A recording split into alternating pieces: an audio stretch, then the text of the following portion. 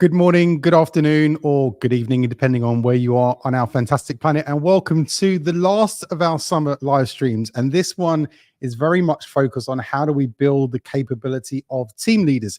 So a huge thank you and welcome to the session. If this is the first time you've attended one of the live streams, thank you very much. If you're a returning guest to the live streams, then of course, welcome back. And we very much appreciate your participation in this.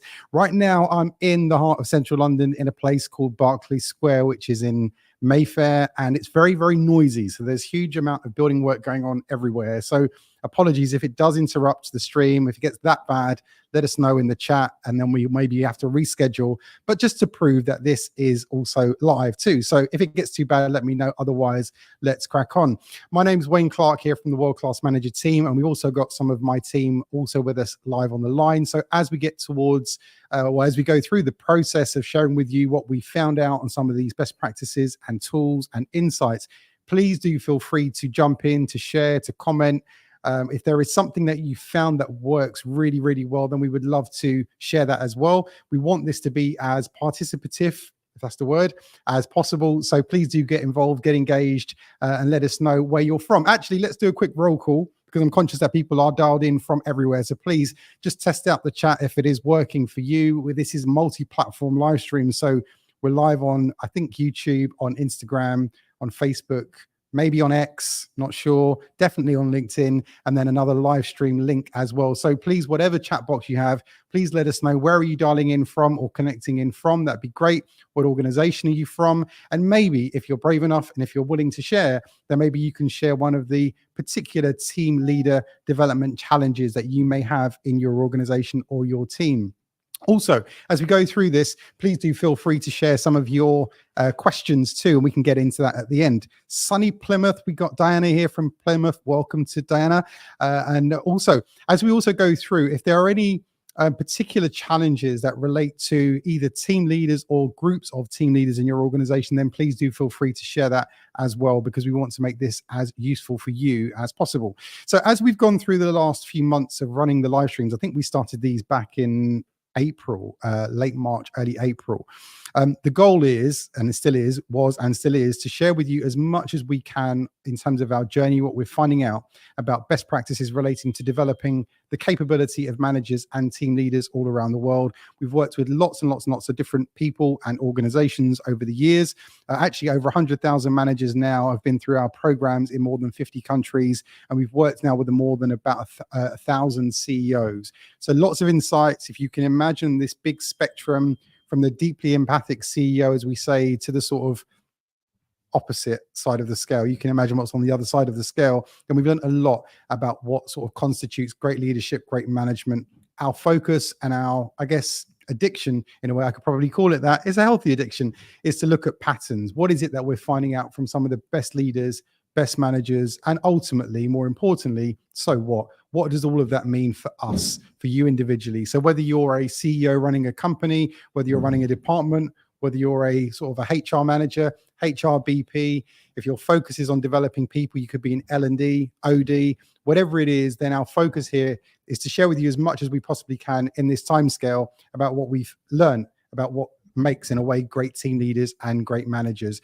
I'm going to try and share with you this in a structure. So if you are familiar with the World Class Manager program, then this may be a good refresher for you. If this is the first time that you've encountered what we're up to and what we do, I'm going to share with you 12 things that we found in terms of our observations of looking at what constitutes great management. In our language, our lingo, we call this world-class managers. In terms of the process that we went through to collect this evidence, we started all the way, if you can see on a very small map there, but we started all the way over in New Zealand and Australia a number of years ago, and we've worked our way steadily westwards all the way through to Vancouver in Canada, interviewing CEOs, HR directors, frontline managers, team leaders, and of course, in a way you could argue more importantly than all of that, looking at the frontline teams of organizations and asking a very simple question, which is, in your opinion, the sort of the royal in your opinion, what is a world-class manager? What does a world-class manager do?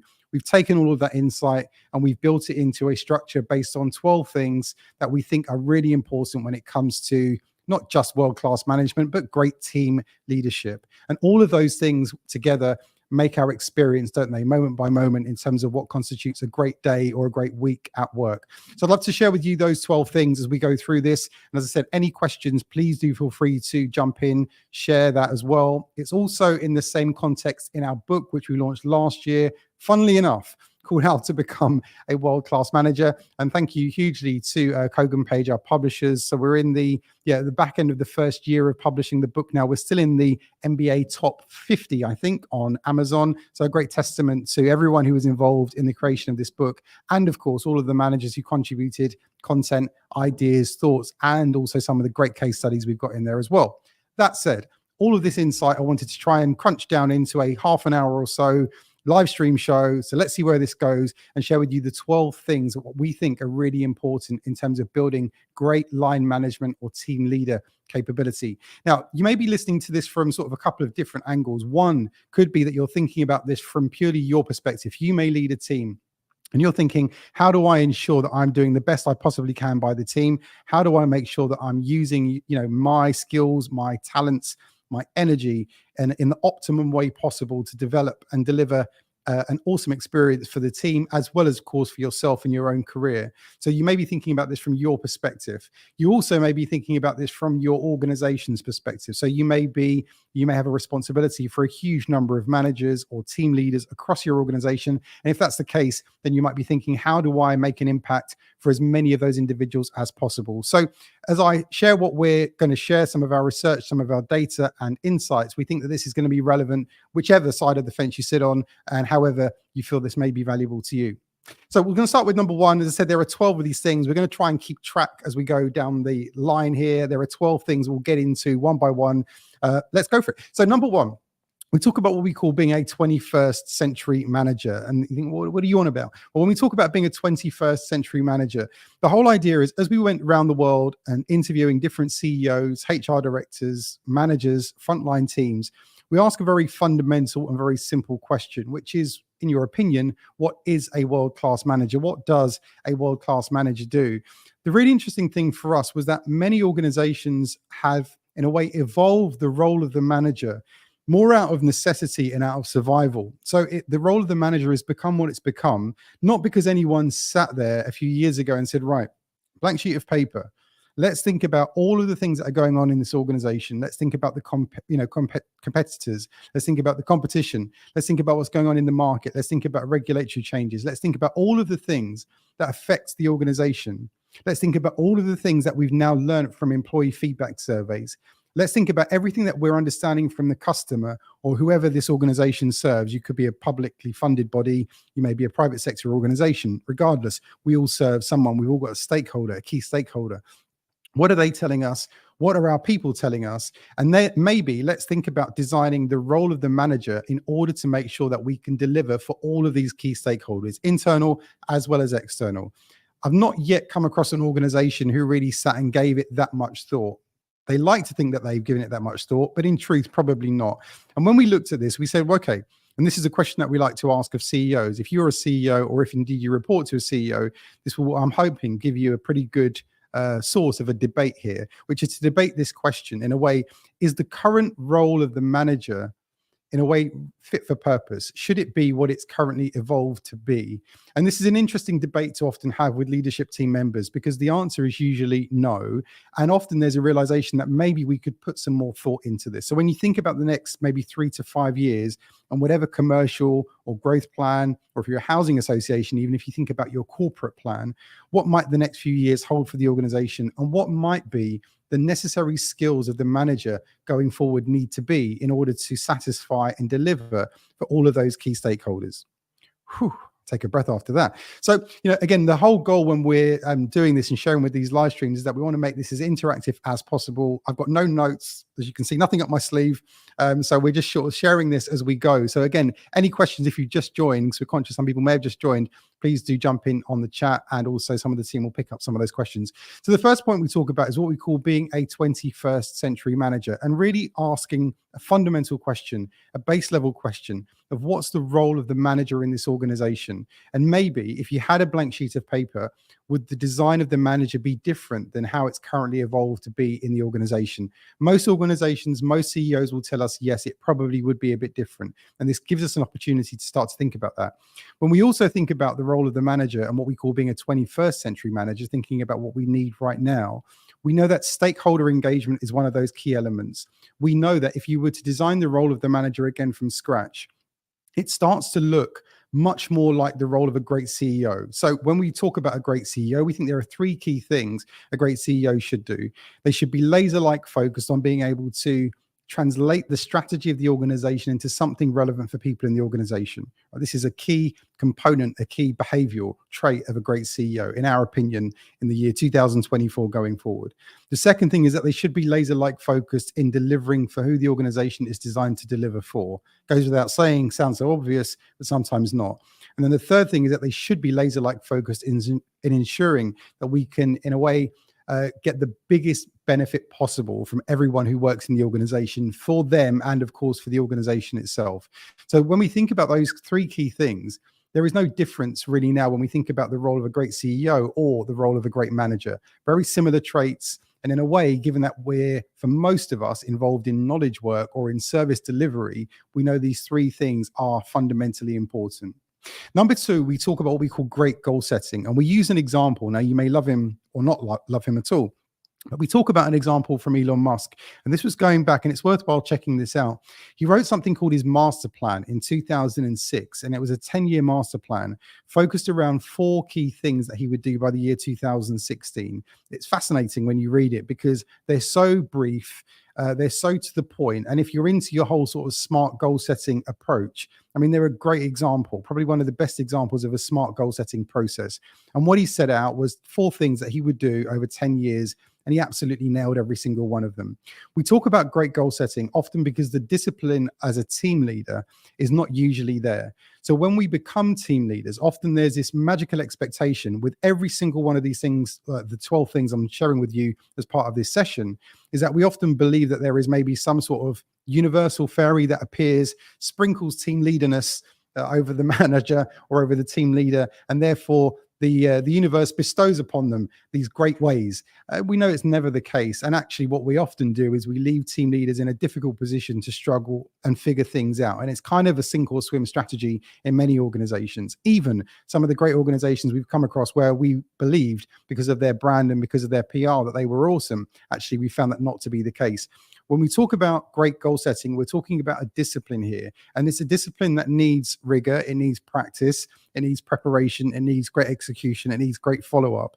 When we talk about the role of a great goal setting sort of moment, for most people, it often involves a couple of really important elements. One is that the manager or the team leader has a genuine desire to want you to develop and grow. In our last live stream, which I think was on the 17th of July, we talked about the manager selection process and how this element is such a fundamentally important element of being a great manager, team leader. If an individual doesn't have that type of, in a way, desire to deliver that type of experience for a member of the team, then you should probably question in the year 2024, is this the right type of person in order to be able to develop and get the best out of the individual in the company? So the first thing that we talk about is their desire to want to develop the individual. And then the second thing is that they're prepared to go deep enough to understand your hopes, dreams, and ambitions and understand what might be there for you. I was very lucky. One of the first organizations I worked for out of university, which was a huge accountancy and consulting business, they were acquired into Deloitte, was fascinating because one of the first conversations I had was one of the deepest, most meaningful conversations that I'd ever had in terms of my career development, conversational moment ever, all the way going back to when I was a kid. And it was a really important moment because it made me reflect and really think about what it was that I wanted. And therefore we designed the goal setting process for me going forward around some of those principles, ideas, and some of those thoughts. So what we call great goal setting is about a discipline. It's the ability to have these types of goal setting conversations with the individual. And it requires, as I said, something where the team leaders should understand a bit about the individual and want to help them in terms of their development, that they should understand a little bit about the organization, And of course, how do you link an organizational objective with an individual objective if you don't know what the organizational objective is? And we'll come to that in one of the other disciplines. So again, there's sort of three key elements that we think are really important when it comes to a great goal setting conversation. And ultimately, as we sort of shared in the run up to this, there are three key phases. How do we prep? How do we execute? And how do we follow up on these conversations? Really key. Number three, we talk about what we call the appraisal conversation. And the reason why we split out what we call inspiring appraisal conversations and what we call great goal setting conversations is because we believe that the disciplines in a way around these two things are quite different and they deserve their own treatment.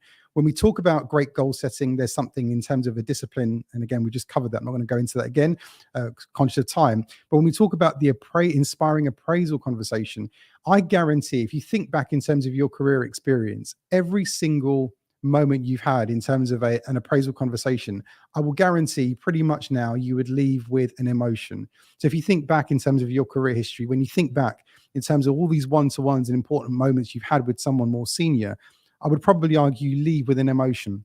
It could be you leave feeling elated, you leave feeling valued, or the opposite. It could be that you leave feeling judged, you leave feeling confused, you leave feeling undervalued. There is always an emotion that we leave with. What we talk about when it comes to an appraisal conversation is that we want people to leave these conversations feeling inspired. The reason why this is so important is because in many organizations, even the ones which seemingly have huge income statements where they seem to generate tons and tons of cash, even in those organizations, there can be budgetary constraints, right? Often what we do as individuals is we do irrational mathematics on the organization. I'm an economist by training, so I like a bit of the numbers. But when we look at the organizational headline growth number or profit figure and sort of divide it using irrational maths by everyone in the organization, it gives us an unrealistic idea of a number that probably everyone should have. But of course, the world doesn't work like that. In all organizations, there are budgetary constraints, even in the wealthiest of organizations. And then you've got the other side of the scale where we've got charities and organizations literally with no money, no ability to pay people any more money at all. And in this situation, of course, what we do need is we do need the best from our people. So if you're thinking about this from a human capital point of view, of course, how do we get the biggest return on our investment? If you're looking at, people are our greatest asset, how do you maximize the return on that asset? And we know that having people feel inspired is key. How do you do that? Well, of course, this is more of the art form than the science. And as often as people have said, if management was a science, we'd have an equation for it by now. We've been at this for thousands of years, right? But this is more about an art form of the ability to be able to inspire someone and have someone leave an appraisal conversation feeling inspired. How might that happen? Well, of course, we know that's got everything to do.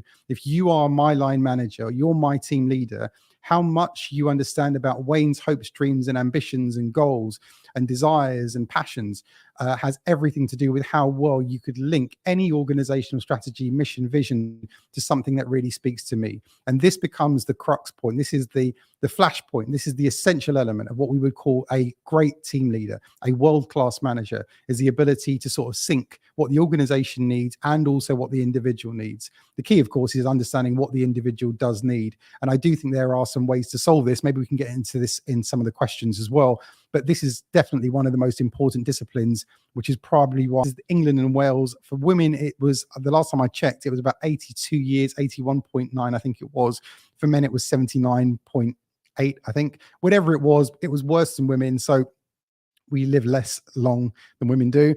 And it's a sobering number, isn't it? Because if I subtract my age, I'm 48 years old. 48, taken away from 79 is worrying, because we're definitely more than halfway. So time is our most precious resource. And when we talk about optimizing time, this, without a doubt, of all of the things that we've done with managers all around the world, this is probably the most valued part of our focus and our program that we'd look at with any manager in any organization in any country on the planet, because it's a shared global challenge and issue is the finite nature, of course, of time. Now, when we talk about time, of course, from the team leader perspective, one of the key elements is that we're balancing this sort of insatiable demand of the organization with what it needs from the team leader. Of all of the organizations we've worked with in more than 50 countries around the world and probably representing more than 1,000 different CEOs, I've not yet come across a CEO or a leadership team yet in any country who said to the employee base, you know what, guys, this year, just relax, just chill out, guys. It's going to be good. You're doing too much. Just take your foot off the pedal. It never seems to be the case. there isn't it's the reason why I use the word, it's insatiable. The reason why there is this insatiable demand, of course, is because we've got all these other stakeholders that are constantly demanding more of the organization, whether you're public, private, third sector, doesn't matter.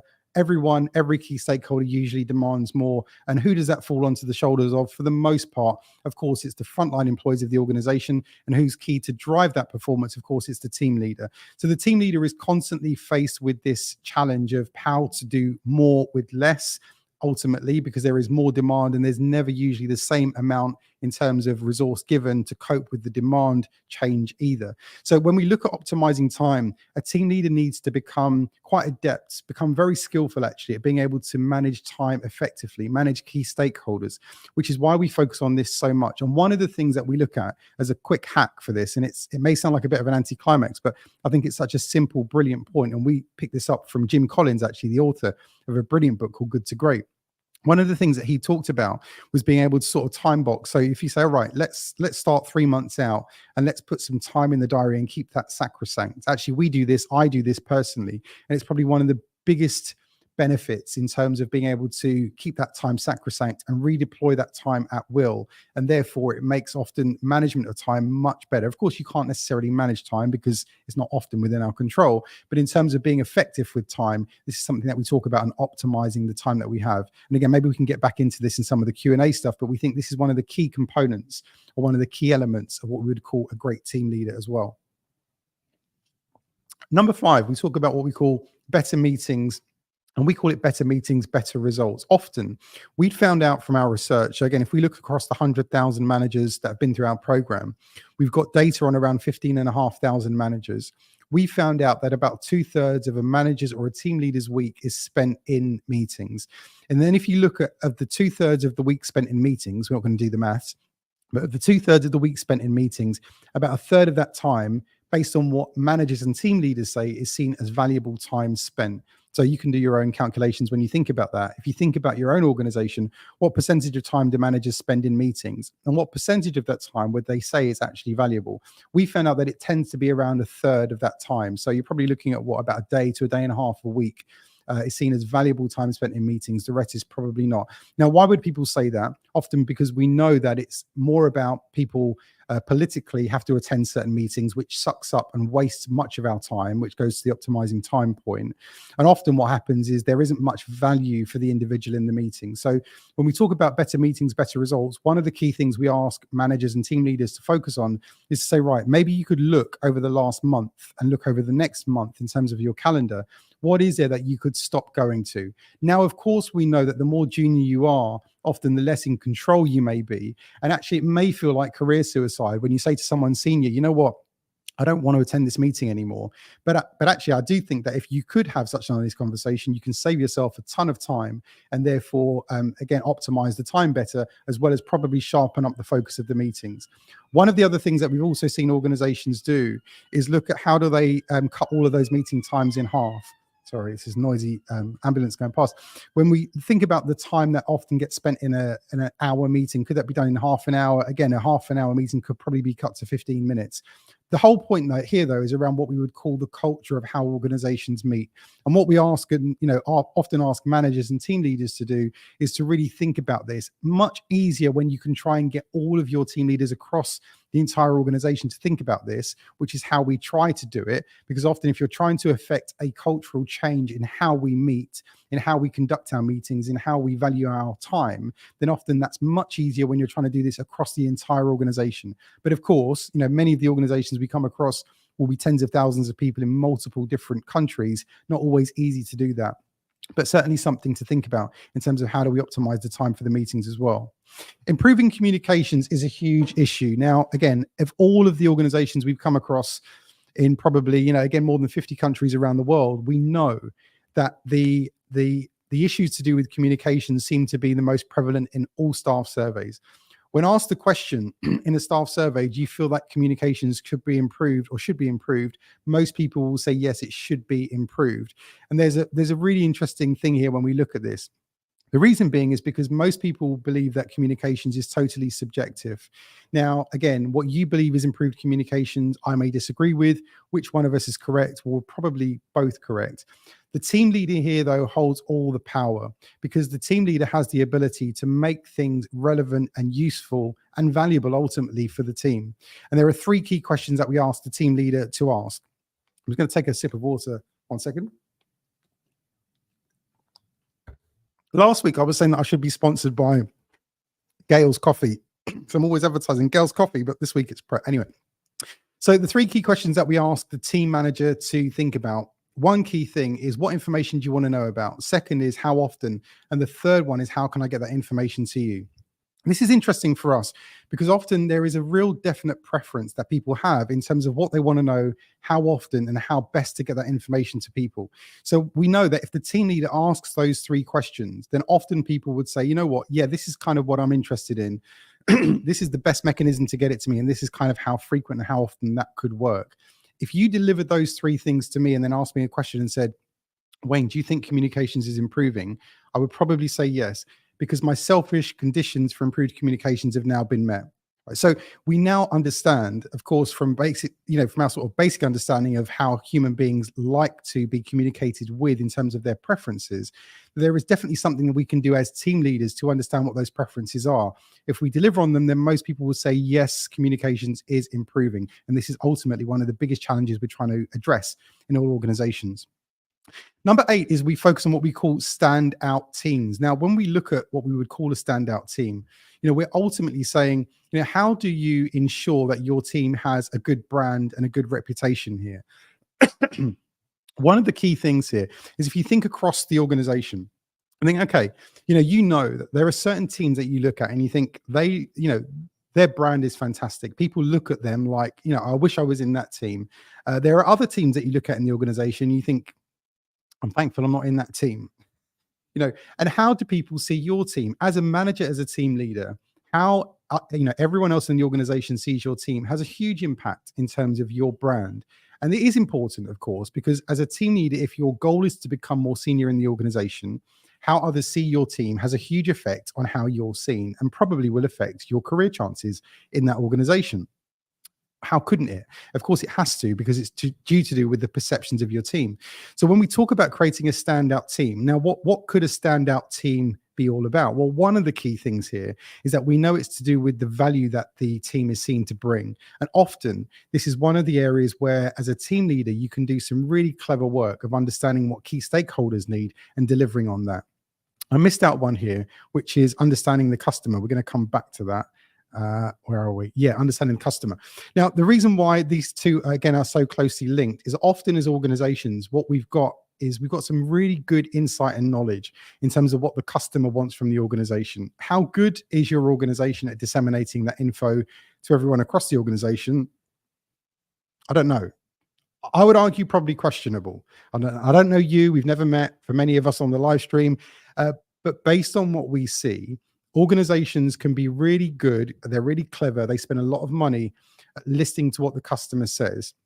They're not usually that good in helping everyone else inside the organization to understand all of these brilliant insights that they've picked up from customers. And we've worked with some mega organizations that are global, that spend millions and millions of dollars listening to what the customer says, but often are quite poor at disseminating that info internally. Interestingly, when you look at the employee engagement side of things and look at the angry feedback that often comes back from inside the organization, a lot of it has to do with other teams and departments feeling like we're not getting the level of service delivery we need from that team or from this team. And often there's lots of a sort of a lack of understanding about different teams in the organization. Of course, as a team leader, probably one of the smartest things that we could do is understand the stakeholder. And this is a big goal, right? So if you are a team leader or you look after a huge team of team leaders, here's a big goal, which is to understand the stakeholder in a way better than they understand their own challenges. Now, how might you go about that? Well, this is the sort of the epitome of sort of exceptional service delivery. So if we look at someone like Sir Dennis Lasdun, one of the famed architects, one of the famous sort of brutalist architects of, I think, the 1960s, if you look at some of his approach, his focus was to understand his customer and, in his words, better than they understood what they wanted themselves. And when they saw what he proposed, they recognized it as something that they wanted all along. I mean, it's one of the most beautifully arrogant things to say. And one of the things he did is he lived for 12 months with one of his clients and understood how they worked and how they operated before he designed the building that was going to be their building, which still stands in central London, and it's been there for around 50 years. I mean, it's an amazing building, amazing piece of architecture. So Dennis Lasdun talked about understanding the customer better than they understood themselves. When we apply this to ourselves inside organizations as team leaders, how do we best make sure that we can understand the people that we're delivering for in a way better than they understand it themselves? And therefore, of course, how they see us is as tremendously valuable. This is one of the most important elements that I learned, I think, a few years into my career, which I kind of wished I'd have known right from the beginning and never really given it much consideration, is to understand how do you make sure that you really deliver for the key stakeholder. Number 9, as we would call it, is developing you. We could actually call it developing me, developing my team. And the focus is very much as a team leader, as a team manager, as a people manager. Often our own focus in terms of our development can probably be low on the agenda or low on the priority list because we've got so many other things to do. We do know that from a team manager point of view, about 50% of managers would leave the organization because they don't feel grown and developed. And it's a huge number. Of the managers who leave the organization, 50% of them, based on everything that we've seen in our data and how we've seen this in organizations, would say that they leave the organization because they don't feel grown and developed. And this is one of the big areas that we're often, in a way, underserving ourselves on.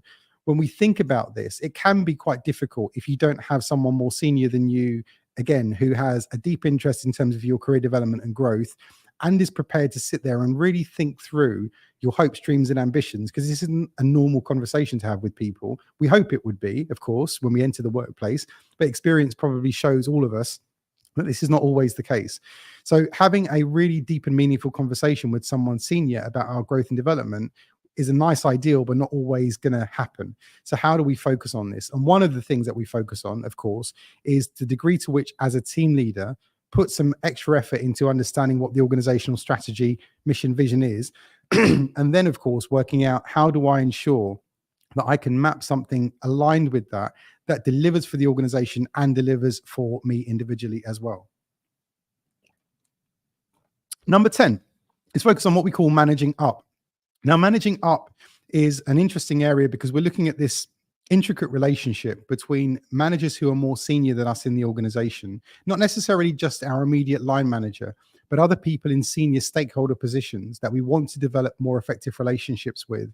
And then often thinking, okay, if you were to map those people out on a piece of paper and say, right, take a red and a green pen and draw a red line to the relationships that you believe need some work and a green line to the relationships that you believe are in the right place. Only you can be the judge. But we think as a team leader, this is a really valuable exercise to do. The reason why, of course, is because in your heart of hearts, you often know whether this relationship is in the right place and whether it requires a bit more effort and a bit more work. And often then what we can do is put some more effort and sort of work into that relationship. Why is that important? Well, of course it is, because senior stakeholder relationships have a huge effect in terms of our career progression and, of course, the impact that our teams can make for the organization, for the customer, for the beneficiary, and so on. But this, in a way, quite intricate relationship between ourselves and those who are more senior is so important. But often what we don't do is we don't often help more junior managers and team leaders to understand how important these relationships actually are in everything from operational delivery through to how they're seen and how their brand is perceived as well. Which brings us nicely to point 11, which is about the perception and about presence. And what we would call presenting with presence is how do you get seen in a way that you want to be seen? We know that often people have, well, there are some individuals who we know are unbelievably self-aware. They've got a great sense of how others might see them. And we've got other people who maybe aren't so self-aware. What we talk about with presenting with presence is not necessarily being some charismatic presenter or speaker. It's not about that. It's how do we make sure that as many people as possible that we're interacting with do see us in the way that we want to be seen. And this can be from the way that we present information in meetings all the way through to how we sort of engage with people on a regular basis. Often, again, we're focused here on the team leader, is that the team leader's technical capability when it comes to presenting information to groups of important internal stakeholders, and it could be customers, often isn't an area which is focused on that much. You might get lucky as a team leader that every now and again you get sent on some sort of presentation skills training. That could happen. But often in most organizations, we find this isn't the case, which is why we thought this was such a key component of being able to become what we would call, a really effective team leader, or dare we say it, a world-class manager. And the final one, number 12, we focus on is what we call being a strategic leader. Now, this isn't about some sort of complex ability to put together organizational strategy and diagrams and forecasts and so on. This is more about having an empathy in the way that the leadership team see the organization. We'd found over the years that often most senior leaders, whether we're talking to CFOs, CEOs, chief marketing officers, chief HR officers, chief information officers, and so on, often said that they wish they understood the nature and the importance of those key roles on the leadership team before they were that senior in the organization. And often what happens is, as a new team leader or as a future team leader in an organization, you're often 3, 4, 5 or more levels below that sort of C-suite level in the organization. But the disciplines that you need on the C-suite or in the C-suite are the same disciplines that you need to run any organization. You could be a small or large company, but having someone think about the finances, think about marketing, thinking about the operation, thinking about the people challenges, thinking about the strategy, thinking about the commercial strategy and all the other key roles that are represented on a leadership team are really just the disciplines that we need to run a well-run organization. There's nothing more complex to it than that. But often frontline team leaders, new managers don't really understand these things.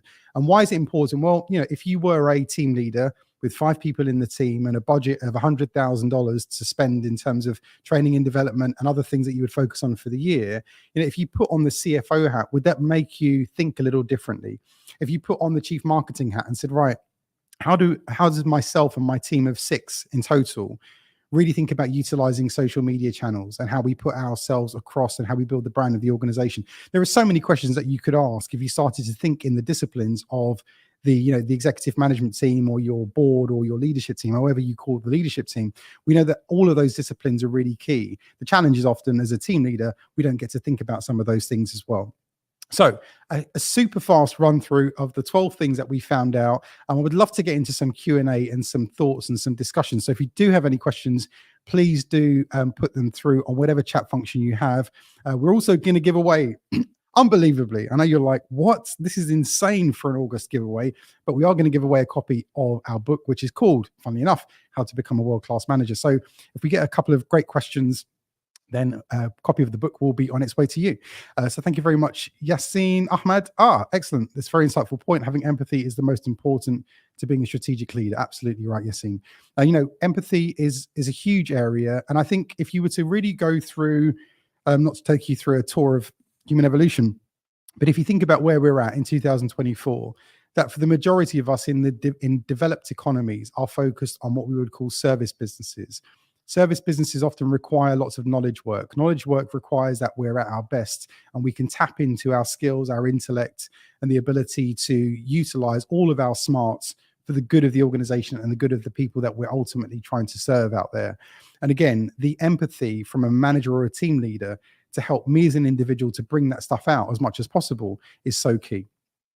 Someone said the gap between C-suite and team leaders is insightful. As a global CMO, I often think about this from my level, but engendering the same thought process at manager level would be extremely valuable. Absolutely would be. Funnily enough, at the beginning when we started the World Class Manager program about 8 years ago, we originally had a group of about 50 managers, and this was before we had our platform. We were doing this via, I think it was WebEx was the technology we were using. We had about 50 managers from an organization who were signed into this session. And then we had about 80 people show up. So as I'm looking at the names, I could see about 30 of the senior managers. The really interesting thing was often the senior managers, as we'd found, wanted the same development as the managers wanted, as the frontline team leaders, but often felt like they were too embarrassed to talk about it. And often what we found is many senior managers, even though we feel like they're quite senior, don't often understand some of these basics. They don't understand what a CFO does. I had a conversation a couple of days ago with quite a high-ranking CHRO who really admitted that, they don't understand the finances kind of at all. I mean, I was quite shocked, but it happens. And we've got lots of senior people who it's in a sort of some admission of weakness if they say that they don't really understand these things. the earlier on in people's career that we can help them to understand these elements of a C-suite is, again, as your point was, tremendously valuable. So, as I said, that was the, we've got some questions coming in. This is very good. Let's go. And luckily, the banging next door in the development has stopped. Question here from Chris. Great introduction. Please, could you give me your best advice for supervisors who are new to delegation? Chris Watson, and lead and develop, and/or learn and develop. I guess that's the organization that you're from, Chris. I'm not really quite sure. But anyway, best advice for supervisors who are new to delegation. Well, this is a fascinating one. Brilliant question, Chris, because I think often what happens is there's two elements of how delegation can be seen. It could be seen that you're delegating in a really effective way, or it could be seen that you're really just dumping work on other people. Dumping work on other people is never going to go down very well. And the key to great delegation, in our opinion, is to be able to align that work, that effort with some benefit for the individual. Of course, what we're always being asked to do, if the organization takes more on, of course, more gets pushed down, more gets pushed onto my shoulders as a team leader. The heavier it gets, the more work I push onto the team. The challenge is, can I try and make sure that that work, that extra effort, that extra time that's going to be needed to be spent, the extra brain power, has a payoff for the individual? You know, as an economist by training, I'm a huge believer in incentives. And often people are incentivized to deliver things and do things when there's a personal benefit and a personal payoff. The degree to which we can try and make something valuable to the individual is a huge point of effective delegation. There's a great interview to watch, again, to use Elon Musk as an example. It was the interview with him and Joe Rogan. It was mid-lockdown. I think it was 2022. And one of the things on the Joe Rogan podcast, he was asking Elon Musk was, how do you do it? How do you run, X and Tesla and SpaceX and all these companies? And I think he has like 8 or 9 children. How do you do all of that with the amount of time you've got available? And Elon Musk's answer, Chris, was exactly this. It was about delegation. Love him or hate him, his ability to delegate is world-class, is exceptional. And of course, the key is to make sure that there is genuine value in there for other people. So I hope that answers your question, Chris, but I think this is a really important point and element here. So when we talk about delegation, I do think it's a great link, actually, to many of the things that we talked about in the 12. Another question here from Diana. I love the overview of the 12 themes. Thank you very much, Diana. I've picked up some quick wins, i.e. to try and cut team meetings in half. Do you have any other quick strategies, tips on any of the topics you have just covered that we can go ahead and try right now? Yes, one of the things I would urge you to try this afternoon, if you're based in the UK, in which case it is your afternoon. But if you're not, if you're in the US, then it's your morning, even better, because the energy is going to be better. One of the things I would try out with a member of your team is really give some thought to how much do you understand about what they actually want in terms of their career development and their future. One of the questions that we love to ask is, what do you want to be famous for? Take a member of your team or a few members of the team and ask them the question, what do you want to be famous for? And of course, we change as human beings. We change, our perceptions change, our values change, our desires and ambitions change. What I might want today could be very different than what it was 6 months ago. And that was very different than what it was a year before that. So asking this question, what do you want to be famous for, we think is a really powerful question to ask individual members of the team to be able to then start to align their individual preferences, goals, hopes, dreams, ambitions with something that could be valuable for the team to deliver as well. One of the other things I would say, Diana, is also, I don't know how senior or not you may be in the organization, assuming that you're not the most senior. If you are, then here's another job for you. But if you're not the most senior, I also think it'd be really valuable to be able to ask that question if you could, and maybe you need to find a better way to phrase it with someone ultimately the most senior person. But it's to try and get a good handle and a good understanding in a way straight from the horse's mouth in terms of what they want for the organization. If that was that question asked to the CEO or to the chairman or to the executive director or to the managing director, how would they respond to that question? It'd be really interesting. Often the reason we look at this is because the information that comes to us via an organizational cascade is so infected with untruths and perceptions and individual thoughts which reshape it. And it's not often what it began as. Often most CEOs are very clear about what it is that they want. And then something really weird goes on in the middle between it leaving their mouth and it sort of entering into my ear as a more junior team leader in the organization. So that's what I would say to that. So I think, again, there's lots of stuff that we look at here when it comes to some of these practical things. Everything that I've shared with you is based on what we've seen, right? This is kind of, in a way, a study of the wild, an anthropological look at what great managers and great leaders do around the world, which is how we arrive at our conclusions of looking at this. So again, a huge thank you for taking part in this month's live stream. We're going to be doing these now every month. So the next one will be mid-September. We'll let you know the dates and also the topic as well. The whole point is to keep these as interactive as possible. So again, we look forward to sharing the date with you. Thank you so much for engaging with us as part of the process. And we look forward to seeing you next month on the next live stream. Until then, if you are having a summer break or still to have one, we wish you a great one. And we look forward to seeing you again very soon. See you.